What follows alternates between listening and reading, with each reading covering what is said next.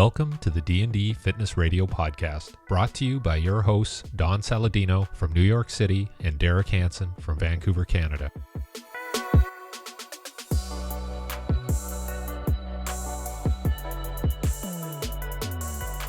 Yeah, where was I? I was in Mexico for a week at that Shah wellness place, which was pretty awesome. These wellness hotels are opening up now, and they're fascinating because, dude, vacations have changed, right? This is no, but seriously, like people now are so health conscious, right? They're not going away to party and drink. They're going away to actually come back feeling better. Listen, we've all done it, right? We've gone on vacations and you let your hair down a little bit and you come back and you feel like you need a vacation, not really rested and relaxed. But this to me was very cool because we went through their whole program. Like they flew us out there to go through it and kind of critique it a bit. And I mean, from the moment you got in, there was an itinerary, which you think, well, that seems stressful, but they were all like individual treatments. So like we got in and we went through like an analysis, like a body scan analysis and blood and urine testing and like all this stuff. Like I passed on that because I just did like an extensive panel before I left. But it was cool. I mean, treatments, anything from VR core training to deep tissue massages to ozone therapy to cryotherapy to hot cold contrast work to just really in-depth, like very like skin treatments. Just it was very cool. So I went through this for like it was like a 4-day experience. People go there they go there in 4-day, 7-day, 21-day, and 28-day. But Wow. the thing that blew me away the most was the food, because the food was created by a Michelin star chef, but like every ingredient has a purpose. So everything, like you eat fully pescatarian. They urge you not to drink caffeine. My wife had a little bit. But it's fine. I mean, I kicked it, which I do a couple times a year. I was like, all right, when in Rome. But like every single ingredient, like I haven't gone 4 days without any type of meat, chicken, or eggs, and I don't know how long. Like it's probably been well over a decade. So just to go away and eat fish and get like an extensive amount of vegetables and grains and even the desserts were made from like the highest quality. Like there wasn't any garbage in anything.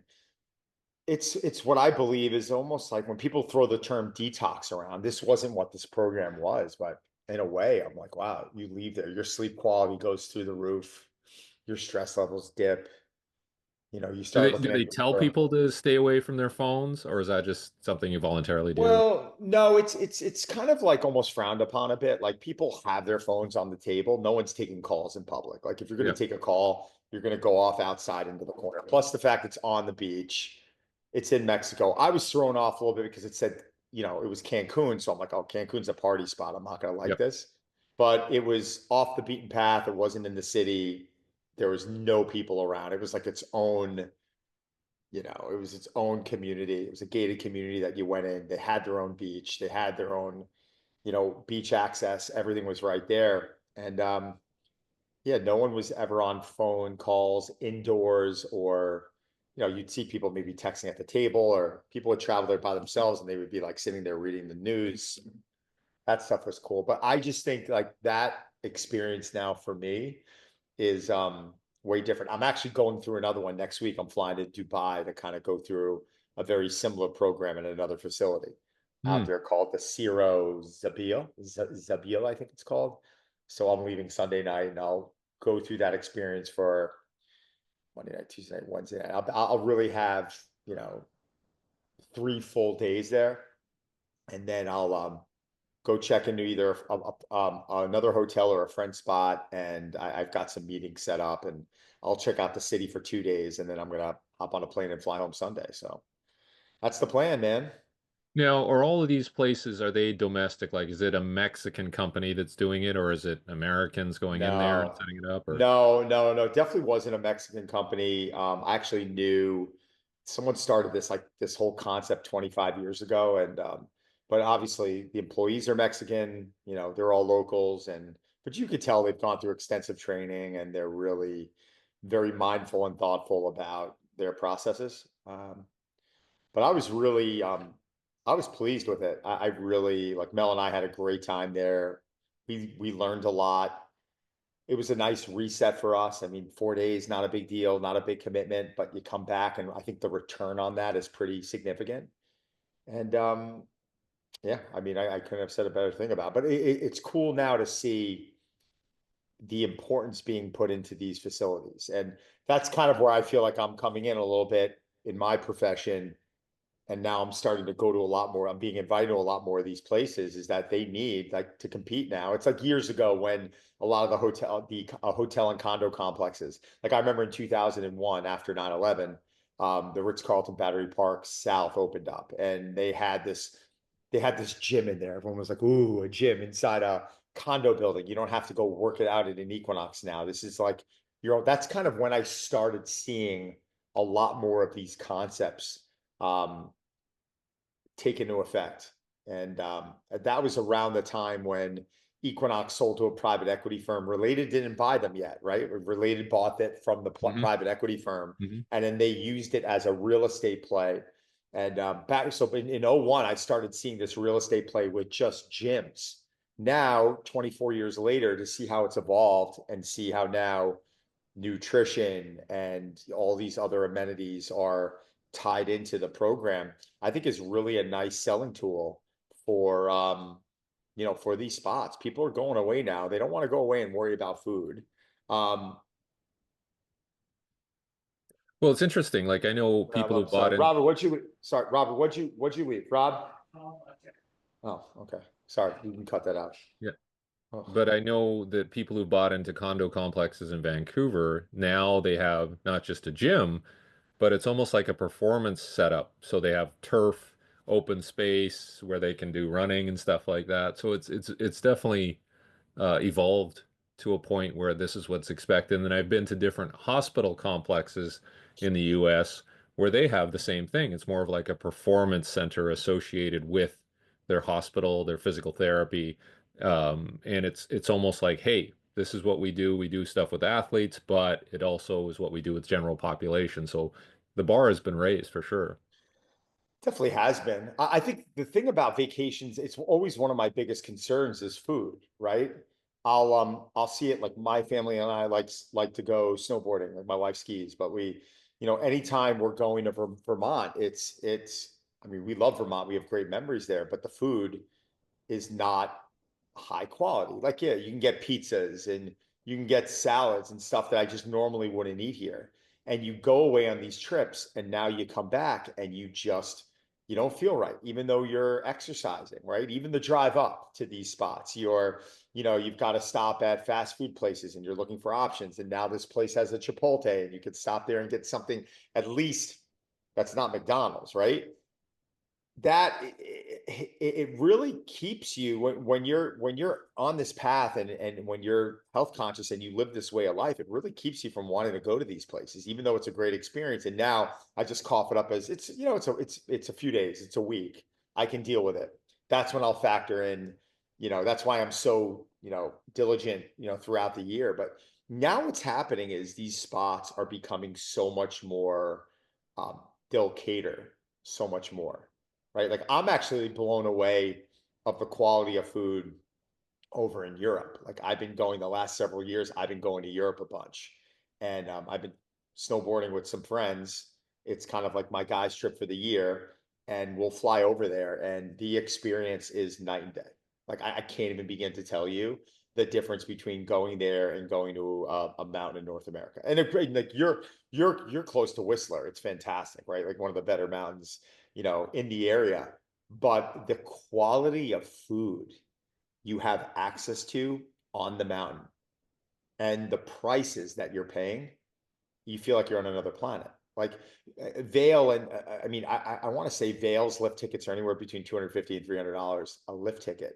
You go to St. Anton, or you go to Zermatt, or you go to like St. Anton's in Austria, you go to Zermatt, which we're going to this year in Switzerland. Lift tickets are 45, $50 compared Is to 250, yeah, $300. I mean, that's Aspen, that's Vail, that's, Whistler. these Whistler, like they're expensive. Like you travel now with 4 kids, or I'm sorry, 2 kids and 2 adults, and you're spending $1,000 a day right? Yeah. And that's before food, and that's before rentals. If they're not bringing, people are renting a lot now. So you're going out there spending 1,000 a day on lift tickets. You're then going to spend, you're going to eat 3 meals a day. Maybe your hotel has one comped included in there. I don't know, but like even 2 meals a day for 4 people, that's going to run you, $400, right? It gets expensive. Out in Austria, Switzerland, we were having white tablecloth service for lunch, and 5 of us are sitting down having some great beer, opening a bottle of wine, having 2 3 courses, and our check is coming to about $250. Really? So Like the that's food isn't more expensive? It's not more expensive, and it is. I've never My worst meal on the mountain in one of those places I mentioned, and because I've skied so far in Ischgl, snowboarded in Ischgl, St. Anton, which is like it's like a massive region, right? But there's all these different mountains within. It's huge. You couldn't see the mountain in, 2 weeks. It's so big. And now we're going to Zermatt.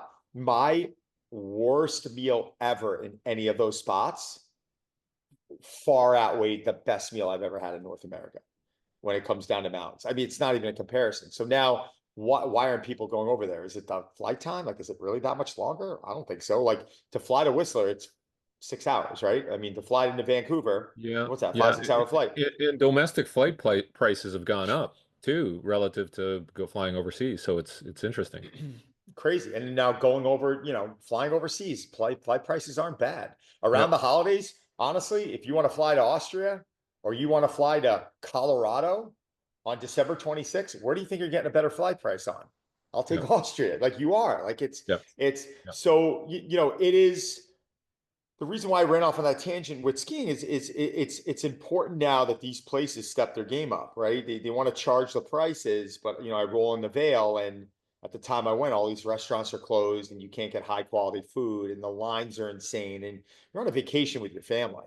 I'm going in at the time. This was 3 4 years ago. My kids are 13 years old, 12 years old, and like they're like, sorry, sir, we can't have a reservation. Oh, next reservation is 10 o'clock at night. You're like, come on, man. Like, seriously? It's almost annoying. Like, do you think I'm going to do that? Like, you think I'm going to wait 4 or 5 hours? Like, how can you not get how can these places not accommodate it? Right. And then they want to, put it on COVID, and well, we're still struggling to hire people. I don't know what to tell you, but like, it's interesting now for me to travel and to see who is recognizing that this is the way that it has to be.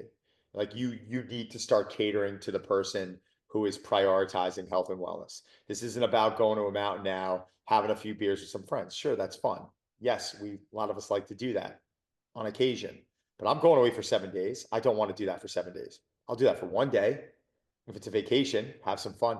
Maybe if I feel like it, but otherwise, I want to, I want to board. I want to eat great food. I want to get a good night's sleep. I want to have access to a great spa, oh, that's the other thing. Austria. Oh my God. The spas that they had there, unbelievable. Like, you're going in your hotel, breakfast and dinners are included, 5-star dining at dinner included in the room. So you're eating breakfast and dinner in the hotel every day, and the food, unbelievable. Omelet station, fresh berries, vegetables, chafing dishes of like high quality muesli, oatmeal. Like, you can eat anything you want. I mean, it's food for days. And dinner, you're going down and having, a 5-star meal every single night. So you're going out and you're paying what for lunch every day, and a couple of drinks if that's what you even want to do. But the spas are like next level. Every day we get off the mountain, five, whatever it was, 4:30, 5. Like, we would go down to the spot every day for an hour. What are we doing? Guys are sitting in the sauna. We're sitting in the steam room. We're going, cold plunge. Yep. We're going into the white room and laying there and just kind of breathing and relaxing a little bit. And, you'd even shower down there. They had incredible products. You shower down there. You go up to your room in your robe. You throw your clothes on for dinner. It's literally like we're leaving the spa. And this was our line every night. Leaving the spa, we're all showered and ready. We're like, meet in the restaurant in 10 minutes. That's when we were in our rows. We go out to our room, throw our clothes on, walk down to the restaurant. Everyone be ready. Dinner time. And then by then, you're like passed out because you're just so exhausted from like an active day. But what a nice way to live. So now this is what I'm really seeing. I'm seeing these spots are opening up and they're like, no, people want to optimize. They use the word optimize. It's like, and I say to myself, well, people don't want to optimize. They just want to, they use the word optimize because to optimize, the amount of effort that has to go into like optimization.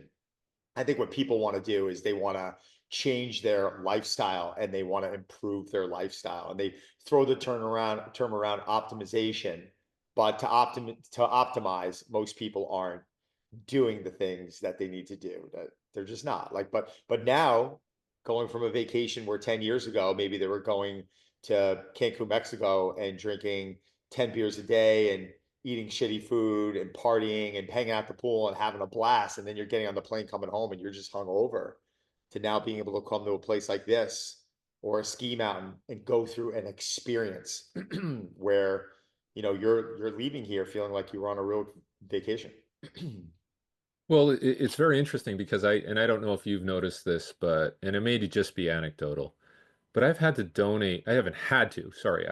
I've donated to different GoFundMe's for people who've had health issues in the last few months, quite honestly. And whether it's related to cardiorespiratory stroke, cancer, and they're just not getting the medical care even through their insurance that they need for extended periods. So now are people starting to go like, wait a minute, and we see all this stuff coming out about microplastics and that when you were talking about things like fish and all that as a part of the diet, heavy metals, but also, alcohol they've labeled as a carcinogen. So are people starting to turn now and go, wait a minute, I got to take care of the prevention side? And, this trend is, I don't know, it's a little alarming to see how many people. It's Yeah, no, but it's not a trend. I think this is the way that it's moving. I think now it's like, alcohol, I think they said alcohol sales are down, right? I don't think people are drinking the way they used to drink. I'm even noticing it out of kids now, where in high school we'd be at parties having some fun. Now I'm noticing a lot of the kids are thinking differently and they're coming home and they're like, no, I don't feel like doing it tonight. Or, my parents used to offer me a beer when I was growing up and you would take advantage of it. Now my kids could care less. Like, well, we're not a drinking household. So, um, but I understand as they get older, this is something that's going to pique their interest. I just think that we are we are going through life now living differently and thinking about different things and prioritizing differently. And I think it really says a lot. I mean, even going into the fridge, right? The kids open the fridge and what do they see in the fridge compared to maybe what I saw in the fridge when I was growing up or in the pantry. When I was growing up, the pantry was Cookie Crisp and Captain Crunch and these foods. Like now, that was one of my favorites, by the way, Cookie Crisp. Now it's my kids are going into their pantry and there's different foods and there are things that they've just become so accustomed to that they like it. Trust me, my son likes his ramen and my daughter likes specific foods. Like, great, like knock yourself out. I think they stopped at Burger King last night. It was the first time I think they've had fast food in I don't know how long, but they finished a play and they were like, we're starving and we're stressed out because we've been like in play practice till 9 p.m. every night. This was the first night and we're going to Burger King. I'm like, okay, like go ahead. Like, I'm not like, I get it. Like kids are resilient. Like the human body is resilient. Like we subject ourselves to so much crap, through an entire life. But when you start living differently and when you start waking up Saturday morning and you're, feeling refreshed, where maybe when you were younger, you're waking up Saturday morning with a little hangover, you want it, that becomes contagious. And that's something you want more and more of. And I think that's, I think that's the trend.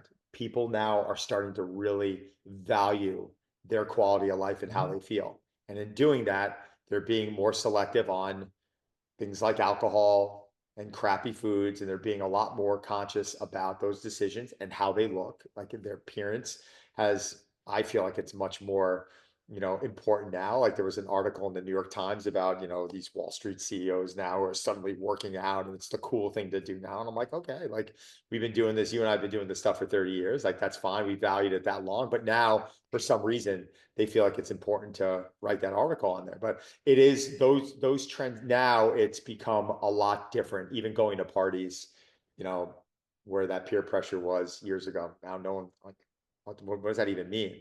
Like if there's peer pressure, it's self-induced because I have not been to a party and seen anyone I've been around pressured about not drinking. And most people aren't. Like they don't give a shit. They have Yeah. a cup of club soda. You can tell they got a lime in it. No one's asking, what are you drinking? Yeah. It's like that's just not really, I'm not seeing that much anymore. So it's very it makes me happy to see things going in this direction, right? Naturally. True. I think there's more options. Like last week, I don't know if you've been to one of these, but I was invited to an Alcoholics Anonymous meeting because a friend of mine had been sober for 2 years and they were celebrating it. And so I'm like, okay, this is interesting. I've never been to one of these, and it was a bit shocking to see how everybody looked really aged. Obviously, they're dealing with issues, right? But just and I'm sure I wasn't the youngest person there by far, but everybody looked just aged and worn, and obviously they've been through a lot. But that was just sort of shocking for me. I'm just like, whoa, What this is a different happened? environment that I'm not around. But certainly it's still out there. But I think obviously, like you're saying, people are thinking about the impacts, obviously not just on the addiction side, but just the general health side. It was Yeah. interesting. Yeah. I mean, we're seeing it now with a lot of the with the lab testing, right? Like people are now suddenly, doing lab testing. Like I was doing lab testing when I was 16 years old. I remember going to Dr. Gary Wadler, going through my labs and trying to figure out what could I do nutritionally or asking him questions on supplements. And he was always against supplements. He was kind of like, oh, you don't need that. We don't need supplements. Like you just need like whole foods. And, there was obviously a little bit of truth to that. A lot of truth to that if you're having a well-rounded diet, but it's just interesting now how these things are finally starting to become talked about, and and now even with the GLPs, right? Like it's people are investing in these things, and they think they're some of them think that they're doing things for their health, and I believe that stuff can be beneficial to some, but I also believe that a lot of people out there are taking these things that don't need to be taking it, right? So what other things do you need to do when you're getting on these GLP-1s, right? Right? It's like exercise, like one of the biggest things, like you need to be strength training 3-4 days a week. Like, so now you're seeing people who are doing this, they're being educated the right way in that sense, where they're like, I have to get to the gym. So I'm starting to see that picking up. Like someone came to me this morning and they were like, oh, my doctor put me on Manjaro. It's a 65-year-old guy. I'm like, okay. And he's like, well, what are some of the things I have to do with that? And I'm like, well, you need to be in here exercising, right? Like you need to be in here lifting weights. And I was blown away how the doctor didn't really fill him in on that. They just prescribed this. And the advice that they gave to my buddy was just keep training light. What the fuck does that mean? Keep training light. What does that mean? I don't even know what that means anymore. Like light, like, well, go high reps. What does that mean? Like when I do high reps, it's heavy. It's You're like getting if I'm after doing it. a set of 20, like it's heavy. It ain't light. So like, what do you mean?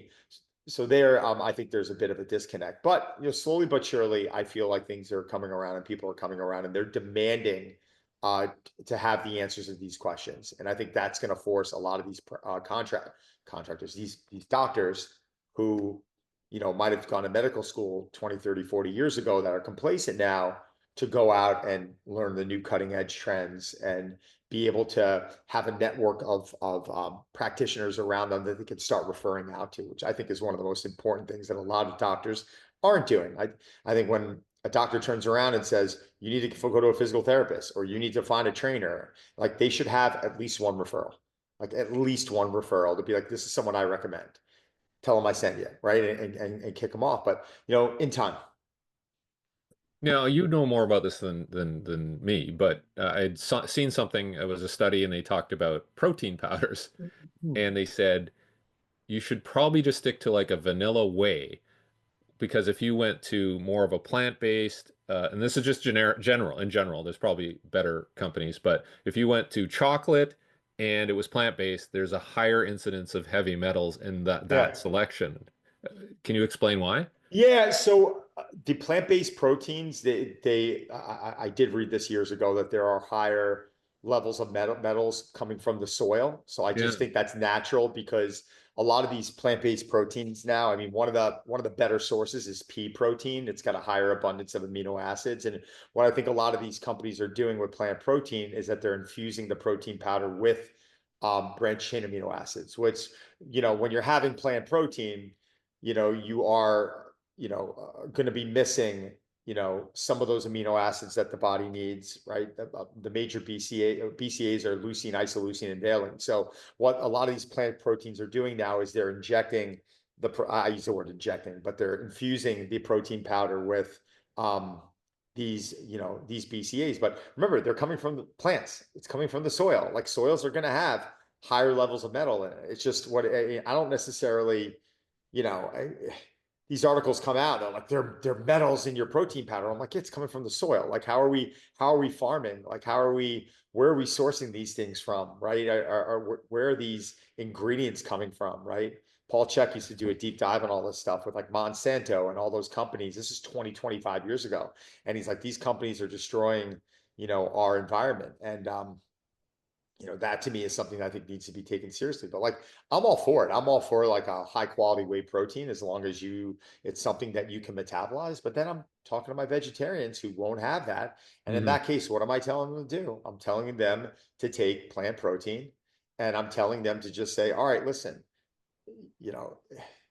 statistically, it's showing that these things have heavier metals in them. What are the other things that we can do to try and make up for that in our life? Or obviously finding the highest quality plant protein from a company that's, really, that has great verifications. Is it organic? Is it non-GMO? Is it NSF certified? Like, are they really conscious about, what's going into those products? Like, those are things I always say to look for. But it's, when you're coming in here as a vegan or a vegetarian, you already have somewhat of a handicap in my book, right? Because you have to consume so much carbohydrates and fats to get the amount of protein you need, that most of the time, and you're not getting things in the body that your body, needs. And to supplement that in, that's what you got to do. You got to supplement, right? Yeah. Yeah, no, I think you're right. Like, just in terms of your personal research on the quality of the product and making sure you do your due diligence. But I hate to change lanes on you here, but you have a new project coming out, and while you're still going to be Yes. doing stuff with this podcast, you have a new We're not giving podcast. this up. Yeah, No. no, we're not giving this up. This is D&D for me is like a passion project. You and I think we have always had a great connection. I got to assume that we're close to 200 episodes, right? I mean, what do we have Yep. now? Yep. Got about 200 episodes. That's 5, 6, 7 years of history you and I have. So Yep. I need you in my life, and I need to keep doing this, right? This is something that's important. I consider you a great friend. But I was presented an opportunity from some clients. I've been working with Joanna and Chip Gaines from the Fixer Upper TV show, and they run Magnolia Network, and incredible people. And Joe reached out to me a while ago, and I was able to help her out and assemble, a little bit of a team around her with Jordan Shallow. And, we were able to really kind of help her and get her in great shape.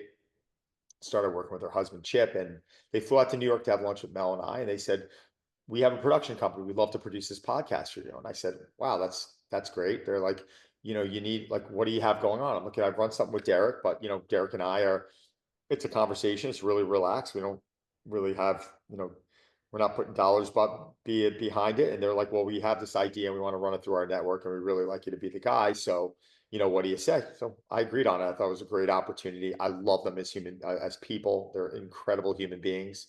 And they're going to shoot, they wanted me to shoot in a studio in New York City. So it's got to be live. It can't be virtual. It's got to be something that we do live. That was kind of part of the deal. And they're going to be handling the edits, the marketing. It's And just it's pretty simple video for and me. audio? Video and audio. You're going to obviously be a guest of mine.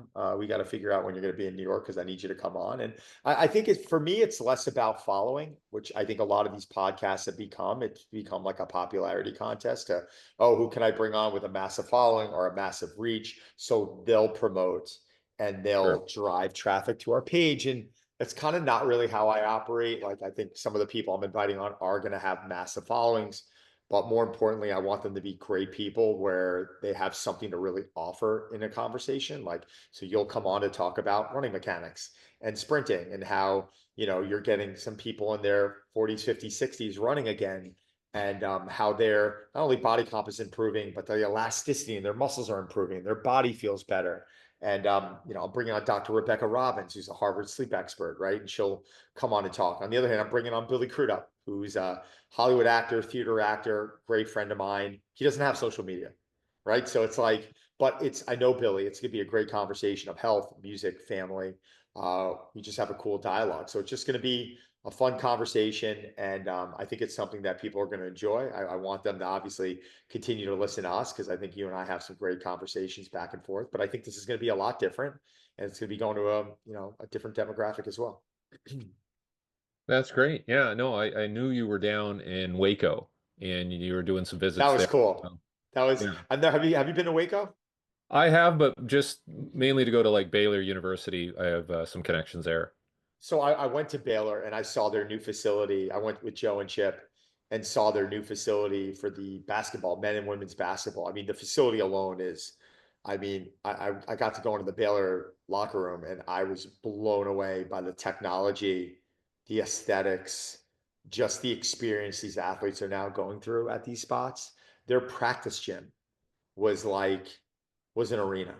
It wasn't even their practice gym was an arena. So Yeah, sometimes better than the pro facilities, right? it's I thought so. Yeah. It was one of the nicest facilities I've seen with this new upgrade that they just did with this new renovation. So yeah, I was blown away by the town. I mean, the hospitality. I worked out at this hardcore gym one morning. It was a 24-hour gym where they have to buzz you in. And I went there and I was literally, I was in heaven. I mean, this was all like almost like a West Side barbell feel. The place was massive, massive turf, huge steel logs, like everything, like just it was raw. And there were so many different things. There were so many different types of, those dumbbells where your hand goes into completely, just different equipment with a different feel. And, everyone's in there getting after it. And, so for me, anytime I go to a new city like this, it's like a field trip. I got to stay in the 1928 hotel, which is owned by Joe and Chip, and experience that, and just to be able to go to the Magnolia Network and work with the team and meet everyone, meet the employees. And we shot our pilot podcast with Joanne and Chip, and we shot for 2 hours and 45 minutes. They're going to cut that down, but we shot a very long episode. It was awesome. Yeah, it's interesting because Waco had kind of a bad rap because of an incident like 30 plus years ago. But Yeah, but it didn't even really take. What I found out is it didn't take place in Waco. It no, took I place a know, few I know, towns over from Waco, but I they know. called it Waco. So I think, yeah, something with Yeah. the FBI, and it's crazy. It was So not. Chip and Joanna have kind of flipped it for, which is ironic, but they The kind of flipped. food was fantastic. The hospitality was just as great. They have a beautiful home. They have a beautiful family. So I've been honored to be a part of that. Life Fitness and Hammer Strength is now going to be outfitting their gym. We're really excited about that. There's just a lot of cool stuff coming from this. I got the book coming out at the end of the year. Um, it it's called Super Strong. Charles Thorpe is my co-writer here, and Ryan Reynolds is going to write the forward. So it's going to be a busy year. Do you have a name for the podcast? Stronger, Stronger. Okay. stronger with Don Saladino. So that's it. That'll be available pretty soon. The first episodes will air. I think it's probably looking like April. I think Okay. we could have rolled out March, but we wanted to get some more episodes under our bag. So I think it's going to be maybe March 8th, 15th, right around that date, mid March. So should be good. Okay. Well, yeah, I'm You sure got to let you'll me know when you're in New York. When do you think you're coming back out for a course? probably in the summer, but yeah, We'll shoot I over the summer. definitely will let everybody know about get everybody Appreciate ready it. for the April launch. Yeah, And definitely. And we'll obviously when you're out in the summer, we'll bring you on. I want to talk about your online program, and we'll promote that. But that's the whole idea. Is I'm just looking to bring on. I'm not really looking to bring on fitness people to kind of talk about their fitness. I want to bring people on with, you know, that's a difference maker, and that have value to add, and that are good people, and that aren't too controversial. Like it's not a lane I've ever wanted to be in. It's like everyone's out there doing their best, and I don't need to sit here and focus on ripping people apart. So I want to bring people on that Dr. Gabrielle Lyon, Evie Pompuris is coming on in 2 weeks. Dr. G is flying out. We have Henrik Lundqvist coming on in March, the ex-Ranger Hall of Famer. Matt Bomer is going to be a guest. he'll be coming out in the end of March. So, we've got some really Drew Powell, Billy Crudup, Justin Tupper, one of my really good buddies who's been one of my closest friends and mentors, sold Golf Pass to Golf Channel. His story is fascinating, what he had to go through in business. And people need to hear that story, and they need to hear how he lives now and the things he thinks about in his life. And that to me is important. So it's not just training, it's all aspects of health, nutrition, some of the medical side, rehab, and all that as well. 100%. Yeah. It really is. The podcast Stronger just means it's like my challenges, right? Like I call my challenge, like I named it challenges, not because it's a challenge against the next person. I'm challenging you, right? I'm challenging you to improve yourself. Is there one element? Can we get sleep a little bit better? Can we get hydration a little bit better? These are things that are going to give you massive returns on your investment. So Stronger for me is just, it's mental, it's physical, it's emotional. Do you anticipate there will be some travel with this where you go to places and go and interview people, or do you think it's starting at just studio based? I think we're going to start at studio based. I mean, I'm not against it. Obviously, if you Yeah, get someone really, super famous that wants you to come on and they want you to, get out to a studio, we're going to do that. But I'm trying to keep it consistent now where, we're doing it in New York City for a reason, right? And like they yeah, originally were talking about doing it in the barn. And I said, I love it here. This is my home and it would be easier for me, but I don't want to inconvenience someone by having to drive out or train it out an sure. hour 15. If it's in the city, it's easy. They can roll out of bed, get cleaned up, hop in an Uber, and be at the studio in minutes. And I want to keep it convenient. So that's the whole idea. Do I think I would ever go on the road and do some episodes on the road? 100%. I think anything's possible. If it's the right person, it's the right situation, why not? Yeah, I think you could be like the Anthony Bourdain of like strength and fitness and wellness, right? Where you're taking somebody to Mexico to go through their It could be wellness fun. retreat. It could be fun, and you almost kind of showcase it. Like that's the Yeah, podcast where you're almost showcasing that experience. Yeah, I think that's a good idea. Also, yeah. could be fun. But I think we're going to grow into it. I think we're going to get some episodes out. The plan is 4 episodes a month. We'll get about a year of episodes out, and we're going to kind of reassess, see how it's going. But I think we're getting some good support right now. We're getting some good brand partners that want to come on. Thorn's one of them. They want to come on and they want to support. Timeline with their MitoPure, they're now coming on and they're supporting Quench, the hydration company that I'm working with now, setting up a meeting with them. So it's cool to see some of the brand partners want to take advantage of this. That's great. I'm looking forward to actually seeing where you take it. And Thank you. yeah, I think it's Gotta exciting. promise me that you're coming out though, brother. All right. I gotta Yeah, get you even on. if it's just to hang out, I don't need another reason. So No, but just come out to hang out and come out to, teach a course and come on the podcast, but just let me know as soon as you can do it. We'll just coordinate, make sure I'm in town, and that's it. We'll come stay with me. All right. good, good. Let's do it. That was fun.